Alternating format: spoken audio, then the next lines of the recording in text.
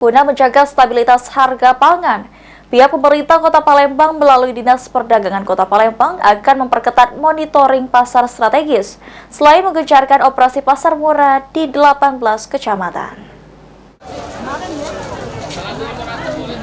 Guna menjaga stabilitas harga pangan pada bulan suci Ramadan ini, pihak Dinas Perdagangan Kota Palembang akan memperketat monitoring harga di sejumlah pasar. Kepala Dinas Perdagangan Kota Palembang Gunawan mengatakan, jika untuk menjaga stabilitas harga pangan, selain melaksanakan pasar murah di 18 kecamatan, monitoring dan sosialisasi juga akan diperketat di seluruh pasar strategis yang ada di Palembang, agar pedagang tidak menaikkan harga terlalu tinggi. Ini rutin kita lakukan adalah kita monitor ke pasar-pasar ya, kita ke pasar-pasar strategis untuk mengingatkan kepada pedagang tentunya untuk jangan terlalu berlebih untuk harga yang disampaikan kepada masyarakat. Itu yang kita lakukan, dan kita berkoordinasi dengan pihak di pasar.